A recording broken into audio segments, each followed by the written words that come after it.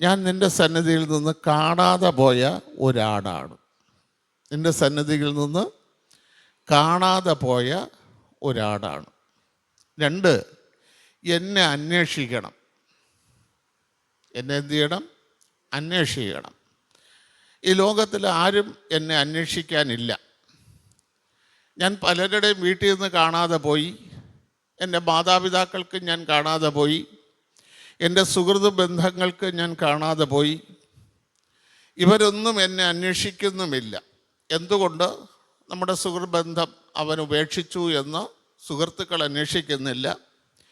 എൻ്റെ മാതാപിതാ ബന്ധം എന്തുകൊണ്ട് ഉപേക്ഷിച്ച് ഈ മകൻ ഇങ്ങനെ ആയിപ്പോയി എന്ന് ആരും അന്വേഷിക്കുന്നില്ല. അതുകൊണ്ട് കർത്താവേ, എന്നെ അങ്ങ് അന്വേഷിക്കണം. എന്നിലെവിടെയാണ്, എന്തുകൊണ്ടാണ് എൻ്റെ ഈ സ്വഭാവം, എനിക്കിങ്ങനെ ഒരു സ്വഭാവം ഉണ്ടായത്? അതിൽ നിന്ന്, ആ സ്വഭാവത്തിൽ നിന്ന് എനിക്കൊരു വിടുതൽ നൽകണം. അതിനു വേണ്ടി എന്നെ അന്വേഷിക്കണം. ഹല്ലേലൂയ, സ്തോത്രം. അതുകൊണ്ട് ഞാൻ കാണാതെ പോയിരിക്കുകയാണ് നിൻ്റെ സന്നിധിയിൽ നിന്ന്. ഇനി 2, ഞാൻ തെറ്റിപ്പോയിരിക്കുന്നു. ഞാൻ കാണാതെ പോയത് മാത്രമല്ല, ഞാൻ തെറ്റിപ്പോയിരിക്കുന്നു. നമുക്കറിയാം, നമ്മുടെ വീടുകളിൽ നമ്മൾ ഓരോ സാധനങ്ങളും ഇരിക്കേണ്ട സ്ഥലത്ത് നമ്മൾ ചിലപ്പോൾ ഒരു മാസത്തിലൊരിക്കുകയോ ഒരാഴ്ചയിലൊരിക്കുകയോ നമ്മൾ തൂത്ത് അടുക്കി പറക്കി ഇന്നത് ഇവിടെ ഇരിക്കട്ടെ ഇവിടെ ഇരിക്കട്ടെ എന്ന് പറഞ്ഞ് വയ്ക്കുന്നു. പക്ഷെ പലപ്പോഴും അടുത്ത ആഴ്ച അല്ലെങ്കിൽ അടുത്ത മാസം നമ്മൾ നോക്കുമ്പോൾ ആ സാധനങ്ങൾ അവിടെ ഇരിക്കില്ല, വേറെ എവിടെയെങ്കിലും ഇരിക്കും. അപ്പോൾ അത് തെറ്റിപ്പോയിരിക്കുകയാണ്. ഈ തെറ്റിപ്പോയതിന് കാരണം ആ സാധനമല്ല, ആരോ തെറ്റിച്ചെന്ത് ചെയ്തു, എടുത്തു വെച്ചതാണ്. അപ്പോൾ അതൊരു സാധനമായതുകൊണ്ട് ആരോ എടുത്തു വെച്ചു. ഇതിപ്പോൾ ജീവനുള്ള ഒരു ദേഹിയാണ് ഞാൻ ഇരിക്കേണ്ട സ്ഥലത്തുനിന്ന് മാറിയിരിക്കാൻ, അല്ലെങ്കിൽ ഞാൻ ജീവിക്കേണ്ട രീതി വിട്ട് ജീവിക്കാൻ എനിക്കവിടെ ഇരിക്കാൻ കഴിയാത്ത എന്തോ വിഷയം എൻ്റെ ജീവിതത്തിലുണ്ടായി. അപ്പോൾ അതെന്ത് വിഷയമാണെന്ന്, ഞാൻ അവിടെ ഇരിക്കാതെ മാറിയിരിക്കേണ്ട കാര്യം എന്താണെന്ന് ഇവിടെ ആരും അന്വേഷിക്കുന്നില്ല. ഈ ലോകത്തിൽ ആരും അന്വേഷിക്കുന്നില്ല. അതുകൊണ്ട് ദൈവമേ, നീ എന്നെ അന്വേഷിക്കണം. ഞാൻ ഏതിലാണ് തെറ്റിപ്പോയതെന്ന് മനസ്സിലാക്കാൻ, അല്ലെങ്കിൽ അറിയാൻ, ആ വിഷയത്തിന് പരിഹാരം തരാൻ കഴിവുള്ള ഒരാൾ അങ്ങ് മാത്രമേ ഉള്ളൂ. അതുകൊണ്ട് എന്നെ അന്വേഷിക്കണം. 3-ാമത്തെ സങ്കീർത്തനക്കാരൻ്റെ ആവശ്യം, ഞാൻ എന്ത് ചെയ്യുന്നില്ല, നിൻ്റെ കൽപ്പനകളെ, ഇതൊക്കെ സംഭവിച്ചപ്പോഴും, ഞാൻ കാണാതെ നിൻ്റെ സന്നിധിയിൽ നിന്ന് കാണാതെ പോയപ്പോഴും, ഞാൻ ഇരിക്കേണ്ട സ്ഥലത്ത് ഇരിക്കാതെ തെറ്റിപ്പോയപ്പോഴും, ഞാൻ ഒരു കാര്യം ഇതുവരെ ചെയ്തിട്ടില്ല, നിൻ്റെ കൽപ്പനകളെ എന്ത് ചെയ്തിട്ടില്ല, മറന്നിട്ടില്ല. അതുകൊണ്ട് നീ എന്നെ അന്വേഷിക്കണം. അപ്പോൾ 3 കാര്യങ്ങൾ സങ്കീർത്തനക്കാരൻ ഈ വാക്യത്തിൽ കൂടെ വയ്ക്കുകയാണ്. 1, ഞാൻ കാണാതെ പോയി. 2, ഞാൻ തെറ്റിപ്പോയിരിക്കുന്നു, മാറിപ്പോയിരിക്കുന്നു. 3, ഞാൻ കൽപ്പനകളെ എന്ത് ചെയ്തിട്ടില്ല, മറന്നിട്ടില്ല. അതുകൊണ്ട് എന്നെ എന്ത് ചെയ്യണം, അന്വേഷിക്കണം. ദൈവങ്ങളെ, ഞാൻ നേരത്തെ പറഞ്ഞു, ഒരു സാധനമാണെങ്കിൽ തെറ്റിപ്പോകാൻ മറ്റൊരാൾ എടുത്തു വയ്ക്കണം. ജീവനുള്ള ദേഹിയാണെങ്കിൽ നമുക്കവിടെ ഇരിക്കാൻ പറ്റാത്ത സാഹചര്യം കൊണ്ട് നമ്മൾ എന്ത് ചെയ്തു, അവിടെ നിന്ന് മാറി. അപ്പം എന്താണ് നമ്മുടെ ജീവിതത്തിലെ സാഹചര്യം? എന്താണ് ആ സാഹചര്യം കൊണ്ടുവരുന്നത്? ഹല്ലേലൂയ, സ്തോത്രം. അതിന് യെശയ്യാ പ്രവാചകൻ പറയുന്ന ഒരു വാക്യം, യെശയ്യാ പ്രവചനം 59-ന്റെ 13 തൊട്ട് ഒന്ന് വായിച്ചേ. 59:13.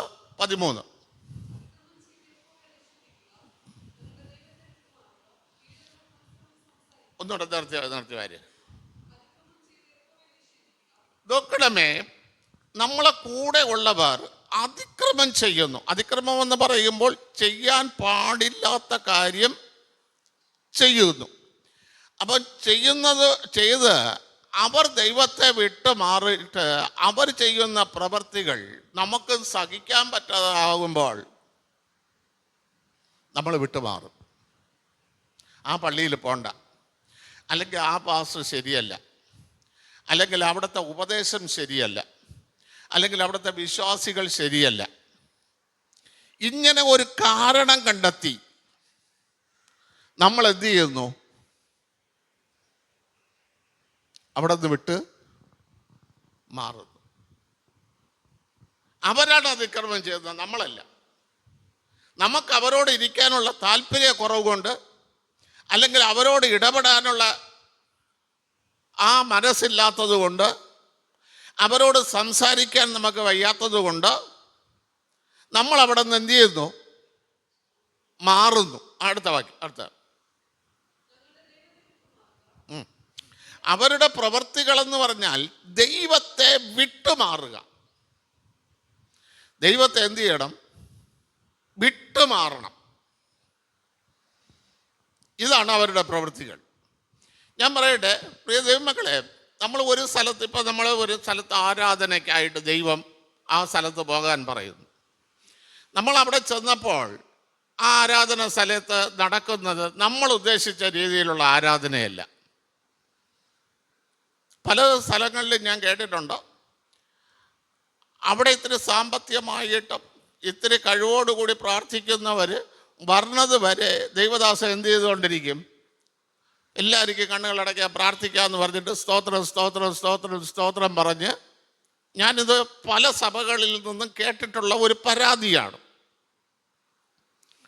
അപ്പം ശരിക്കും ഈ നമുക്കിപ്പോൾ 8 മണിക്ക് ആരാധന, മറ്റേ പുള്ളി വരുന്നത് 8:30-ക്കാണ്. അതുവരെ നമ്മൾ എന്ത് ചെയ്തുകൊണ്ടിരിക്കുകയാണ്? ഞാൻ സ്തോത്രം സ്തോത്രം സ്തോത്രം പറഞ്ഞുകൊണ്ട് നിൽക്കുകയാണ്. അപ്പം ഈ 8 മണിക്ക് വന്നവർക്ക് എന്ത് തോന്നും?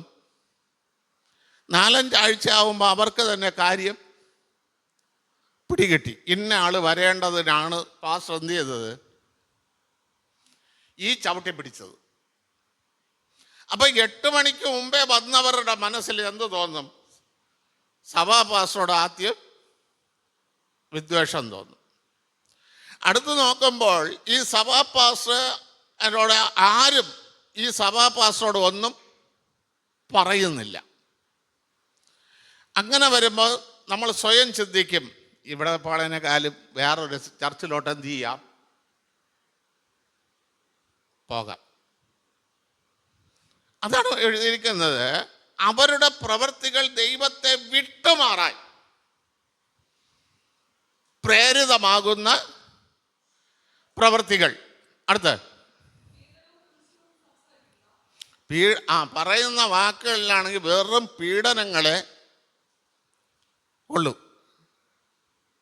വേദനിപ്പിക്കുന്ന കാര്യങ്ങളെ അതിനകത്ത് ഉള്ളൂ. അടുത്ത്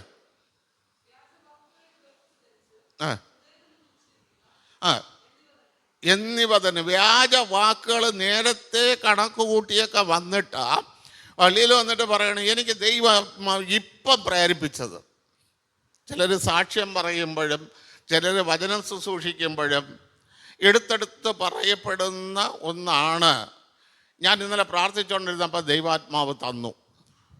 ആ ദൈവാത്മാവ് തന്ന വാക്ക് നമ്മൾ പറയുമ്പോൾ മറ്റുള്ളവരെ വേദനിപ്പിച്ച് കുത്തി മുറിവിച്ച് കൊണ്ട് എന്ത് ചെയ്യുന്നു? പോകുന്ന വാക്ക്. പ്രിയ ദൈവമക്കളെ, ദൈവം വേദനിപ്പിക്കില്ല എന്ന് ഞാൻ പറയുന്നില്ല. പക്ഷെ അതിൻ്റെ പിന്നിൽ ഒരു 3-ാം ദിവസം ദൈവം വെച്ചിട്ടുണ്ട്, ഇല്ലേ? 3-ാം ദിവസം വെച്ചിട്ടുണ്ട്. മോശയുടെ അടുത്ത് എപ്പോഴും സമാഗമ കൂടാരത്തിൽ കയറാൻ പറഞ്ഞു? നിനക്ക് ന്യായപ്രമാണ പുസ്തകം ഞാൻ തരാം, നീ സമാഗമ കൂടാരത്തിൽ വരണമെന്ന് പറഞ്ഞു. കയറി വരാൻ പറഞ്ഞു, അല്ലേ? 40 ദിവസം എൻ്റെ അടുത്ത് എപ്പോഴാണ് കയറാൻ പറഞ്ഞ ദിവസം? എപ്പോഴും കയറാൻ പറഞ്ഞു?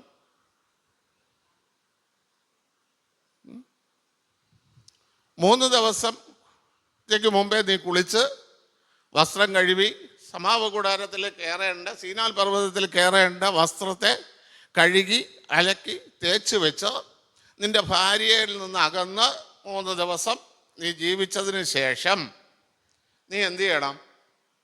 സീനാൽ പർവ്വതത്തിൽ കയറണം. അപ്പോൾ നീ കയറി ഉയരെയിരിക്കുമ്പോൾ ഈ പ്രവൃത്തി ചെയ്യാതെ ആരെങ്കിലും പർവ്വതത്തിൻ്റെ അടിവാരം തൊട്ടാൽ അവനെ കല്ലെറിഞ്ഞ്.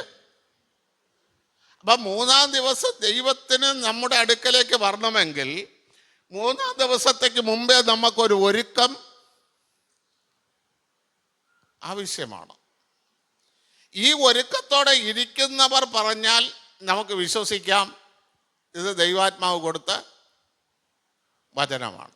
ഇതൊരു ഒരുക്കവുമില്ലാതെ എവിടെന്നെങ്കിലും ഒരു വചനം തപ്പിയെടുത്ത ഈ വചനം ഇന്ന ആളിന് കൊള്ളും, ഇത് തന്നെ ഇരിക്കട്ടെ എന്ന് പറഞ്ഞ് എടുത്താൽ അത് ദൈവാത്മാവ് തരുന്നതാണെന്ന് ഒരിക്കലും നമ്മൾ എന്ത് ചെയ്യരുത്?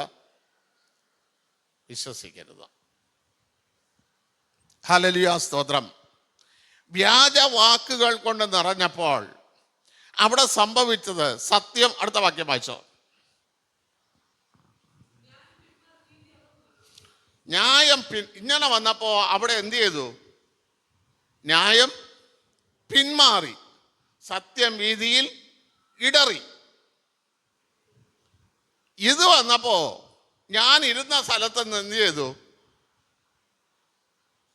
പിന്മാറിപ്പോയി. എന്നെ കാണാൻ കഴിയാതെ ആയി. നീ എവിടെ ആക്കിയോ അവിടെ എനിക്ക് എന്ത് ചെയ്തില്ല? വരാൻ. പ്രിയ ദൈവമക്കളെ, ഞാൻ ഒന്ന് പറയാം. ഇസ്രായേൽ മക്കള് മാറി, കനാൽ ദേശത്തുനിന്ന് മാറി മിസ്രൈമിലേക്ക് പോയി. മിസ്രൈമിലേക്ക് പോകുമ്പോൾ ആദ്യം കുറേ കാലമൊന്നും എന്തല്ല, എന്തെങ്കിലും ബുദ്ധിമുട്ടുണ്ടായിരുന്നോ? ഇല്ല, ഒരു ബുദ്ധിമുട്ടും ഇല്ലായിരുന്നു. പക്ഷെ കുറച്ച് നാൾ കഴിഞ്ഞപ്പോൾ അവരുടെ ഇടയിൽ നിന്ന് ആദ്യം നഷ്ടപ്പെട്ട എന്താണ്? ഇസ്രായേൽ മക്കളുടെ ഇടയിൽ നിന്ന് ആദ്യം നഷ്ടപ്പെട്ടത്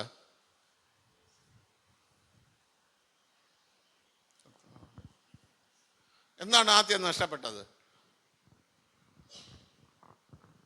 ബുദ്ധി നഷ്ടപ്പെട്ടു, അല്ലേ? ശത്രു അവരോട് ബുദ്ധിയോടുകൂടി പ്രവർത്തിച്ചപ്പോൾ ഇവരെന്ത് ചെയ്തില്ല? അത് മനസ്സിലാക്കാൻ ഇവർക്ക് കഴിഞ്ഞില്ല എന്നല്ലേ പുറപ്പാട് 1-1 അധ്യായത്തിൽ വായിക്കുന്നത്. ഫറവോൻ ബുദ്ധിയോടുകൂടി ഇവരോട് പ്രവർത്തിച്ചു. പക്ഷെ അവ എന്ത് കാര്യത്തിന് വേണ്ടിയാണ് ബുദ്ധിയോടുകൂടി ഇത് പ്രവർത്തിക്കുന്നതെന്ന് മനസ്സിലാക്കാനുള്ള ആത്മീയ ജ്ഞാനം, ദൈവാത്മാവിൻ്റെ ജ്ഞാനം ഇവരിൽ നിന്ന് നഷ്ടപ്പെട്ടു. പക്ഷെ ഫറവോൻ ഇവിടെ ബുദ്ധിയോടുകൂടെ പ്രവർത്തിച്ചപ്പോൾ എന്ത് ചെയ്താണ് ബുദ്ധിയോടെ പ്രവർത്തിച്ചത്? ഹലോ, എന്താണ് ഫറവോൻ ബുദ്ധിയോടെ പ്രവർത്തിച്ചത്?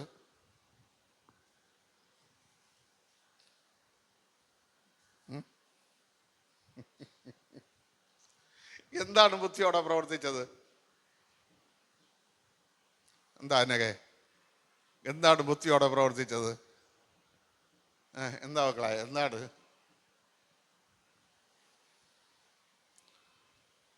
ദൈവാത്മാവ് ഉണ്ടായിരുന്നപ്പോൾ ഇസ്രായേൽ മക്കൾക്ക് എത്ര പട്ടണം കൊടുത്തു?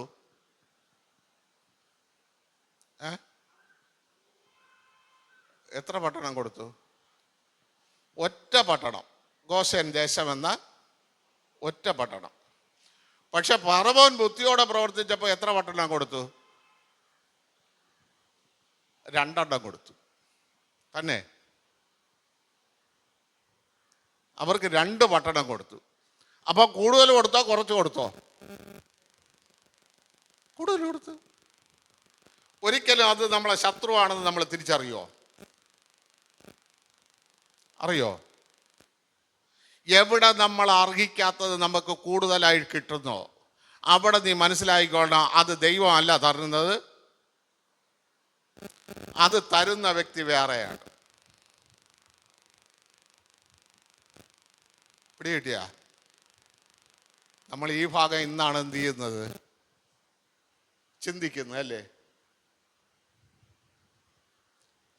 നമുക്ക് അർഹതയില്ലാത്തത് ആരെങ്കിലും നമുക്ക് വെച്ച് നീട്ടി തരികയാണെങ്കിൽ നീ മനസ്സിലായിക്കൊള്ളണം, അത് ദൈവമല്ല നിനക്ക് തരുന്നത്, നിന്നെ പറ്റിക്കാൻ പിശാചൊരുക്കുന്ന ഒരു തന്ത്രം. ദൈവാത്മാവ് ഉണ്ടായിരുന്നപ്പോൾ യോസേപ്പ് കൊടുത്തത് ഗോശേൻ ദേശമെന്ന ഒരു പട്ടണം.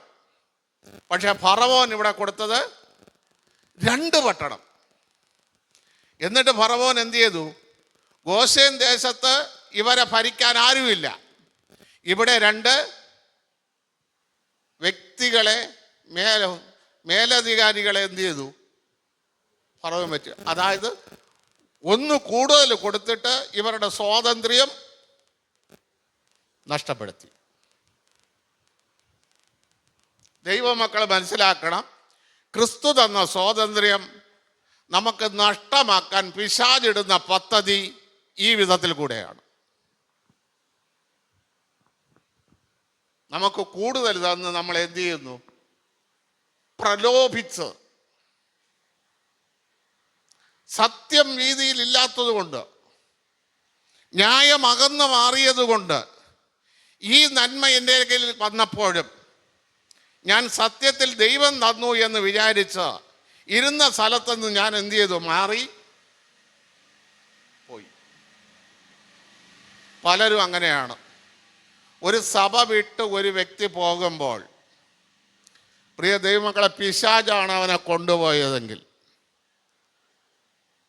അവന് നന്മയെ ആദ്യം എന്ത് ചെയ്യുള്ളൂ? കിട്ടുള്ളൂ. പിന്നീട് നവോമി ബത്ലഹേം വിട്ട് മോവാബിൽ പോയി. എത്ര വർഷം കഴിഞ്ഞിട്ടാണ് ദൈവം തൊട്ടത്?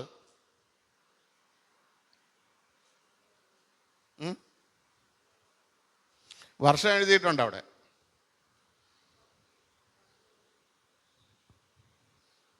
പത്ത് വർഷം കഴിഞ്ഞപ്പോ വ്യക്തമായിട്ട് എഴുതിയിട്ടുണ്ട്. അതുവരെ എന്ത് ചെയ്തില്ല? ഒരു തുടക്കവും തൊട്ടില്ല. 10 വർഷം കഴിഞ്ഞപ്പോൾ 10 വർഷത്തിനകത്ത് വെച്ച് അവരെന്തൊക്കെ സ്വീകരിച്ചു? മക്കൾക്ക് വീടിനെടുത്തു, എല്ലാം കഴിഞ്ഞു. 10 വർഷം കഴിഞ്ഞപ്പോൾ അപ്പം മരിച്ചു, മക്കള് 2 അതുവരെ അവരുടെ കുടുംബത്തിൽ ഒരു സന്തോഷത്തിന് ഒരു കുഴപ്പവും ഇല്ലായിരുന്നു.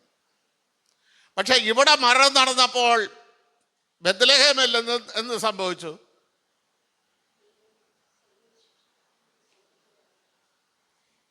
എന്ത് സംഭവിച്ചു? ബത്ലഹേമിൽ എന്ത് സംഭവിച്ചു? കൊയ്ത്തിന്റെ ദിനമായിരുന്നു. മനസ്സിലായ?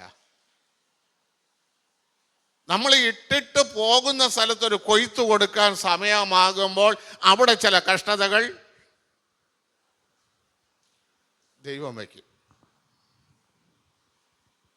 അപ്പൊ അതിനു മുമ്പേ ദൈവമേ എന്നെ നീ എന്ത് ചെയ്യണം? അന്വേഷിക്കണം.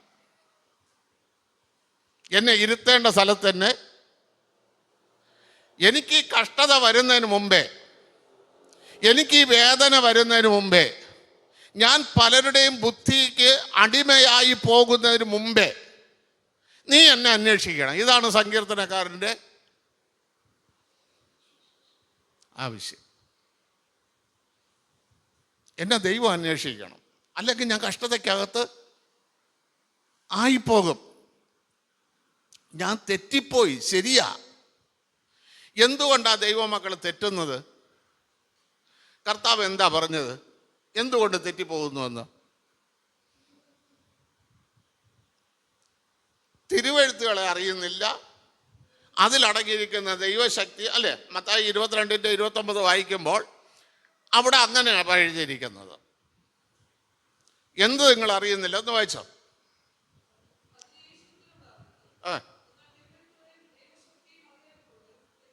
കണ്ട, മത്തായി 22:29 അവിടെ എഴുതിയിരിക്കുന്നത് അങ്ങനെയാണ്. നിങ്ങൾ എന്തറിയുന്നില്ല? തിരുവെഴുത്ത് എന്താണെന്ന് അറിയുന്നില്ല. അതിനൊരു ഉദാഹരണം എനിക്ക് പറഞ്ഞുതരാമോ? അതിനൊരു ഉദാഹരണം പറഞ്ഞുതരാമോ? 24 മണിക്കൂറും ബൈബിള് വായിച്ചിട്ട് കാര്യമില്ല. 24 മണിക്കൂറും പ്രാർത്ഥിച്ചുകൊണ്ടിരുന്നിട്ട് കാര്യമില്ല. 24 മണിക്കൂറും അല്ല വല്ലവരും പ്രസംഗം കേട്ടിട്ടും കാര്യമില്ല.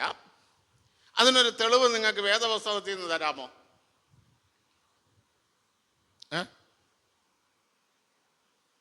വേദപുസ്തകത്തിൽ നിന്നൊരു തെളിവ് തരാമോ? എന്തേ നിങ്ങളൊന്നും മിണ്ടണില്ല? കർത്താവിനെ തന്നെ തെളിവായിട്ട് തരാം. കർത്താവ് 12-ാമത്തെ വയസ്സിൽ എവിടെ ചെന്നു?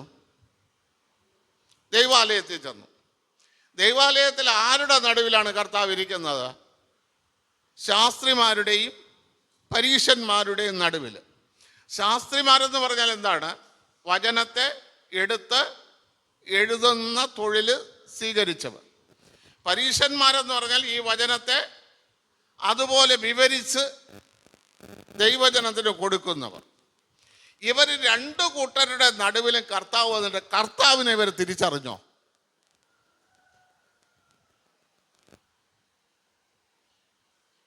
അപ്പൊ ഇവർ തിരുവെഴുത്തുകളുടെ ശക്തി എന്തെങ്കിലും ഇവർക്ക് അറിയാമോ? പള്ളിക്കകത്തിരിക്കാത്ത ശിമയോൻ കർത്താവ് ജനിച്ചപ്പോൾ വന്ന് കരങ്ങളിലേന്തി പറഞ്ഞില്ലേ, ജാതികൾക്ക് വെളിപ്പെടാനുള്ള രക്ഷയെ ഞാൻ ഇന്ന് കണ്ടുവല്ലോ എന്ന്. അപ്പൊ അവന് വെളിപ്പെട്ടില്ല. അത് എന്തുകൊണ്ട്? ശിമയോൻ എങ്ങനെ വെളിപ്പെട്ടു? ശിമയോൻ എങ്ങനെ വെളിപ്പെട്ടു? ശിമയോന് ഇത് മെശിഹയാണെന്ന് എങ്ങനെ വെളിപ്പെട്ടു?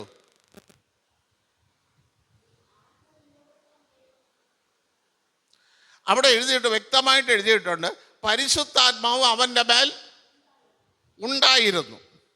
അപ്പം 24 മണിക്കൂർ നമ്മൾ ബൈബിൾ വായിച്ചിട്ട് കാര്യമില്ല, നമ്മൾ പ്രസംഗം കേട്ടിട്ട് കാര്യമില്ല, പ്രാർത്ഥിച്ചിട്ട് കാര്യമില്ല. പിന്നെ എന്തുകൂടെ നമ്മളതിൽ വേണം? പരിശുദ്ധാത്മാവ് കൂടെ ഉണ്ടെങ്കിൽ മാത്രമേ ഇതെന്തിനെഴുതിയിരിക്കുന്നു എന്ന് ഈ തിരുവെഴുത്തിൻ്റെ ശക്തി നമുക്കറിയാൻ കഴിയും. ഈ ആത്മാവില്ലാതെ ഇരുന്ന് വായിച്ചിട്ടോ ആത്മാവില്ലാതെ ഇരുന്ന് പ്രാർത്ഥിച്ചിട്ടോ ആത്മാവില്ലാതെ പ്രസംഗം കേട്ടിട്ടോ ഒരു കാര്യവും ഇല്ല. ആത്മാവ് കൂടെ നമുക്ക് വേണം. ഇല്ലെങ്കിൽ കർത്താവ് പറഞ്ഞ കുറെ തെറ്റലുകളെ കുറിച്ച് ഞാൻ നിങ്ങൾക്ക് പറഞ്ഞുതരാം. മത്തായി സുവിശേഷം 24 ഹല്ലേലൂയ സ്തോത്രം ചെയ്യുന്നു. അതിൻ്റെ 4-5 വാക്യങ്ങളൊന്ന് വായിച്ച്. ആര് നിങ്ങളെ ഇന്ന് ലോകത്തിൽ തെറ്റിപ്പ് മാത്രമേ നടക്കുന്നുള്ളൂ. ശരിയായ പാതയിൽ ആരും ആരെയും കൊണ്ടുപോകാൻ ശ്രമിക്കുന്നില്ല. തങ്ങളുടെ ഇഷ്ടത്തിന് ആ വ്യക്തിയെ കൂട്ടിക്കൊണ്ടുപോകണം. അതിനു വേണ്ടി ഒരു ഉപദേശം അവർക്ക് കൊടുക്കും, അത്രേ ഉള്ളൂ. അപ്പം ഇങ്ങനെയുള്ളവർ തെറ്റിക്കാതിരിക്കാൻ നിങ്ങൾ സൂക്ഷിച്ചു കൊള്ളണം. അടുത്ത് ഇവിടെ ഇപ്പം നമ്മൾ കേൾക്കുന്ന ഒരു ഭയങ്കര പ്രസംഗമാണ് വേദപുസ്തകത്തിൽ യുദ്ധങ്ങളെക്കുറിച്ച്, ലോകരാഷ്ട്രങ്ങളുടെ യുദ്ധങ്ങളെക്കുറിച്ച്. പണ്ട് വെള്ളം പൊങ്ങിയപ്പോൾ ഇരമ്യാ പ്രവചനം 38 വാക്യമെടുത്ത് നീലനദി പൊങ്ങി എന്നുള്ളതിനെ കുറിച്ചായിരുന്നു പ്രസംഗം. ഇപ്പോൾ ഇസ്രായേലും പാലസ്തീനും കൂടെയുള്ള ഈജിപ്തും കൂടെയുള്ള അല്ലെങ്കിൽ ഇറാഖും കൂടെയുള്ള യുദ്ധങ്ങൾ വന്നപ്പോൾ ഈ യുദ്ധങ്ങളെ കുറിച്ചാണ് പറയുന്നത്. ഇതെല്ലാം കള്ളപ്രവാചകന്മാരാണെന്ന് നിങ്ങൾ മനസ്സിലായിക്കൊള്ളണം. ഇത് നടക്കേണ്ടത് തന്നെ. ഇതിനെ എടുത്തല്ല പ്രസംഗിക്കണം, ക്രിസ്തുവിനെ പ്രസംഗിക്കാനാണ് പറഞ്ഞിരിക്കുന്നത്. നമുക്കൊരു പുതിയ അറിവ് പ്രസംഗത്തിൽ കൂടെ തരാനല്ല, എന്തറിവാണെങ്കിലും അത് ക്രിസ്തുവിൽ കൂടെ തരാനാണ് ദൈവം ആഗ്രഹിക്കുന്നത്. വായിച്ചോ.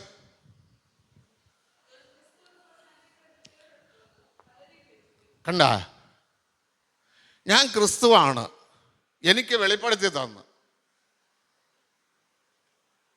ഞാൻ പറഞ്ഞു, ഒരാളിന് ദൈവാത്മാവ് ശരിക്കുള്ള പ്രവചനം പറയണമെങ്കിൽ എങ്ങനെ പറയണമെന്ന് ഞാൻ ഇവിടെ പ്രസംഗിച്ചല്ല. അത്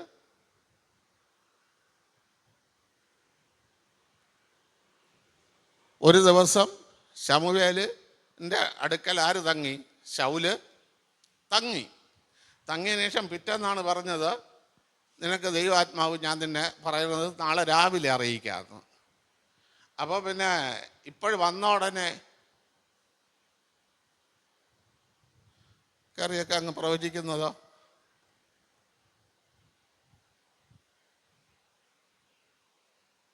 ഒരുപാട് കള്ളത്തനങ്ങൾ ഇതിനകത്ത് എന്ത് ചെയ്യുന്നുണ്ട്? നടക്കുന്നുണ്ട്. അത് മനസ്സിലാക്കാത്തതാണ് നമ്മൾ തെറ്റിപ്പോകുന്നതിന് കാരണം. മനസ്സിലാക്കാത്തതാണ് തെറ്റിപ്പോകുന്നതിന് കാരണം. പുതിയ നിയമത്തിൽ പ്രവചനം എങ്ങനെ വരുമെന്ന് പറഞ്ഞാൽ, ഇന്ന വചനപ്രകാരം, അല്ലേ? പരിശുദ്ധാത്മാവ് വചനത്തിൻ പ്രകാരം നമ്മളോട് എന്ത് ചെയ്യും? പ്രവചിക്കും. നിനക്ക് യൂദയുടെ സ്വഭാവമാണുള്ളത്, ഇന്ന കാര്യം പരിശുദ്ധാത്മാവ് ഇന്ന വചനപ്രകാരം ഉണർത്തിക്കുന്നു എന്നൊരു പ്രവചനം വരും. ഇതാ പ്രവചനം പുതിയ നിയമത്തിലാണ്. പഴയ നിയമത്തിലാണെങ്കിൽ നമ്മൾ തങ്ങണം. അപ്പം ഇങ്ങനെയുള്ള കാര്യങ്ങൾ എഴുതിയിരിക്കുമ്പോൾ ഇതിനെ ഒന്നും നമ്മൾ കണക്കൂട്ടില്ല. പ്രവാചകൻ വന്നു, നമ്മളൊക്കെ തലയിൽ കൈവച്ച് നമ്മളെയൊക്കെ വേണ്ടി എന്ത് ചെയ്തു? പക്ഷെ പലതും നമ്മളെ തെറ്റിക്കുന്ന പ്രവചനമായിരിക്കും. ഞാൻ ചോദിക്കട്ടെ, ഈ സഹോദരിമാരുടെ അടുത്തൊക്കെ ചിലർ പറയുന്നുണ്ട്, നിങ്ങളെ ഒരു സഭയുടെ ശുശ്രൂഷകനായി ദൈവം കണ്ടിരിക്കുന്നു, അതുകൊണ്ട് നിങ്ങളെ സഭയിലെ ഒരു പാസ്റ്ററാണ് നിങ്ങളെ വിവാഹം കഴിക്കാൻ പോകുന്നത്, അല്ലെങ്കിൽ ഒരു ശുശ്രൂഷ, പ്രവചന ശുശ്രൂഷ. അതുകൊണ്ട് സഹോദരിയെ നീ ഒരുങ്ങിക്കൊള്ളണം, ശുശ്രൂഷയ്ക്ക് വേണ്ടി ഒരുങ്ങിക്കൊള്ളണം. ഇങ്ങനെ ഒരു പ്രവചനം പറഞ്ഞാൽ അത് ശരിയോ തെറ്റോ? പഴയ നിയമത്തിൽ നിന്നും പുതിയ നിയമത്തിൽ നിന്നും നിങ്ങൾക്ക് ഈ പ്രവചനം ശരിയാണെന്നോ തെറ്റാണെന്നോ നിങ്ങൾക്ക് വെളിപ്പെടുത്താനുണ്ടോ?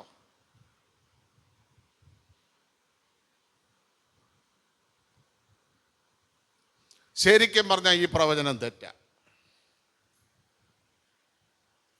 പഴയ നിയമത്തിനകത്ത് സംഖ്യാപുസ്തകം 30 വായിക്കുകയാണെങ്കിൽ എന്തില്ല? ഭർത്താവ് പറയാണ്, ഒരു നേർച്ച നേർന്നിട്ട് ആ കാര്യം നിവർത്തിക്കണ്ട എന്ന് ഭർത്താവ് പറയുകയാണ്.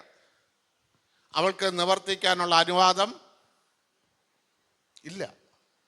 സംഖ്യാപുസ്തകം 30 വായിച്ചാൽ നിങ്ങൾ. ഒരു പ്രാർത്ഥനയ്ക്ക് പോകാൻ പോവുകയാണ്, ഒരുങ്ങി. അപ്പോഴാണ് ഭർത്താവ് പറയണത്, പോണ്ട, കയറാകത്ത്, ഇന്ന് വേറൊരു സ്ഥലത്ത് പോകണം. അവൾക്ക് പോകാൻ അനുവാദം ഇല്ല.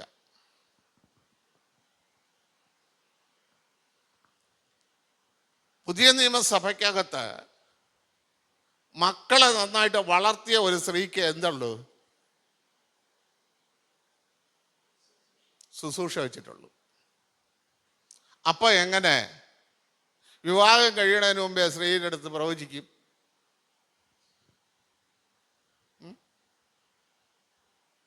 എങ്ങനെ പ്രവചിക്കും? വചന വ്യവസ്ഥയാണോ അത്? ഇനി അടുത്ത് പൗലൂസ് ക്രേക്ക സഭയിലെ ഫേബയെ പരിചയപ്പെടുത്തുന്നു. ഈ സഹോദരി അവിടുത്തെ പുരോഹിതനേക്കാൾ ബഹുമാനം അർഹിക്കാൻ പെട്ട സഹോദരി. പക്ഷെ അവൾ പുറത്തു വന്നിട്ടുണ്ടോ? അവൾക്ക് വന്ദനം ചൊല്ലാൻ പറയുക.